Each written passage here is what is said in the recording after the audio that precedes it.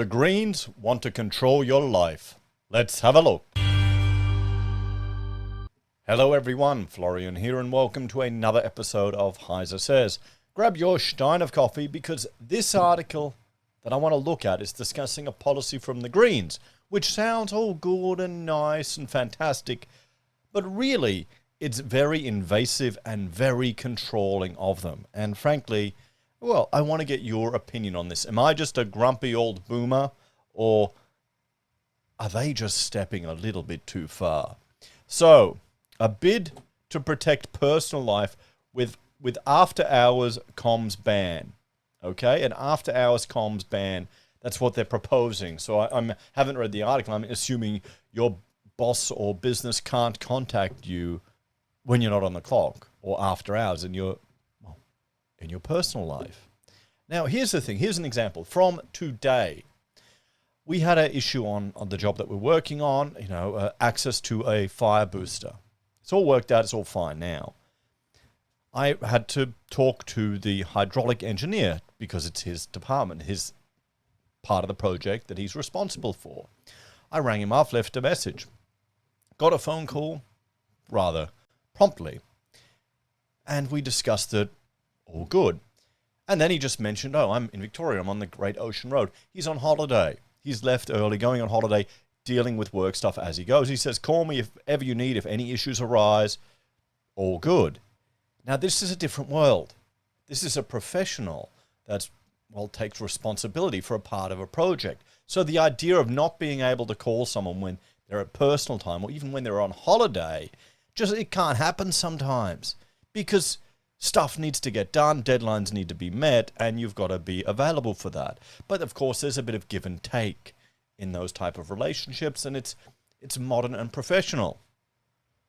But, will the Greens stop that? Will they fine you if you start ringing people? Surely they can't. This just seems so juvenile. If you're working somewhere and they don't give you any peace, just don't pick up the phone. Or if people want you to be 24/7 accessible, say, sure, give me a work phone. Leave it at the office. Or if you're working on something important and you have responsibility, kind of deal with it. Okay. Now, I'm a small business owner. I run my own business. So the idea of personal time and work time, it all goes out the window for me. People will ring me up and they'll hear the kids in the background. And I don't really care, to be honest. That's just a part of life. I merge it all together. So I may not be the best person to judge this. I may not be. But to me, even if you're a young bloke and you're working, you're just going to put in the hours. You're going to grind. You're going to hustle to kind of get ahead. If you have a work ethic.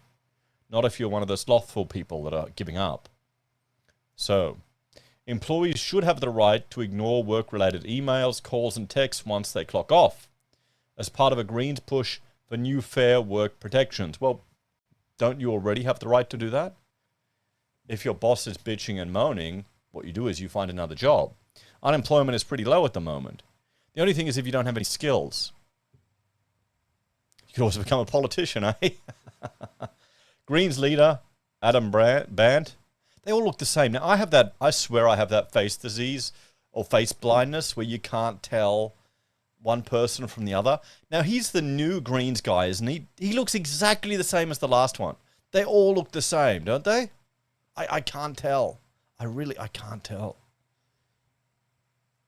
On Monday, introduced a proposal to Parliament which would amend existing laws to give employees the right to disconnect.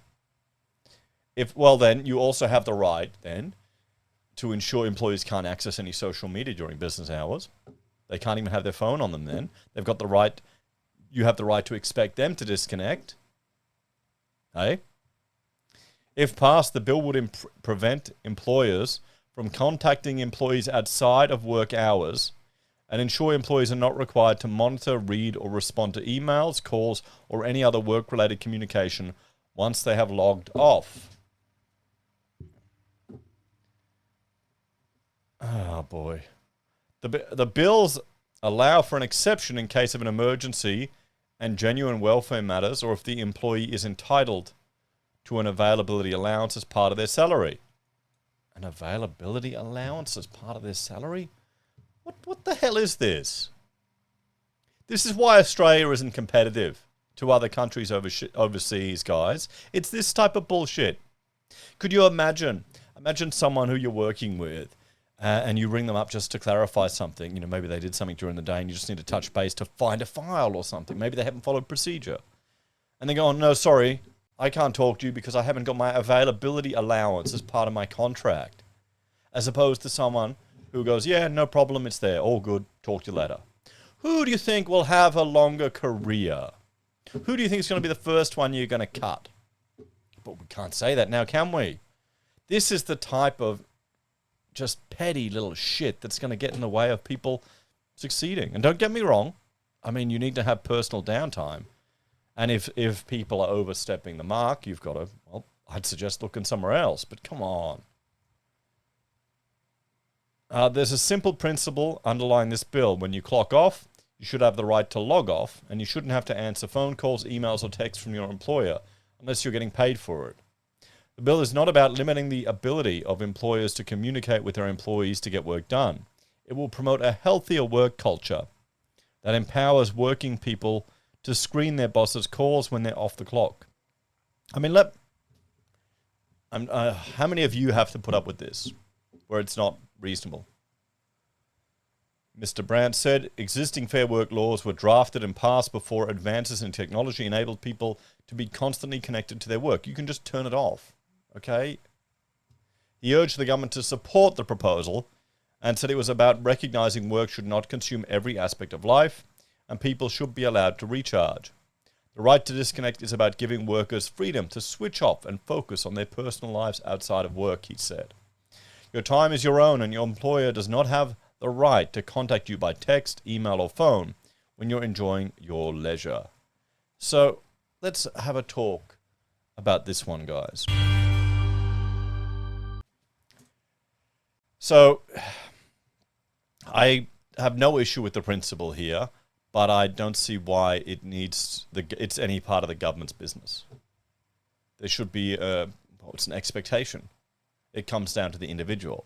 But if they legislate it, then what'll happen is you'll have a whole bunch of people who'll say, I'm entitled to this and expect it and be a pain in the ass.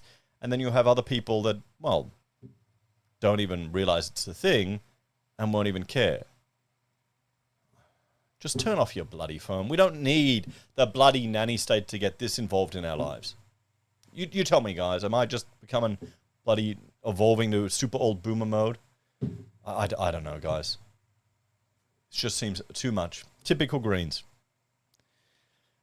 Well, as always, thanks for watching. Check out HeiseBim and Heise Does. And if you're a fan of the channel and enjoy my content, you can support us on YouTube or Patreon. Use our referral links, buy our pocket squares, or call us if you need an architect. Take care, everyone. Have a great day, and I'll see you all in the next episode of HeiseSays. Bye for now.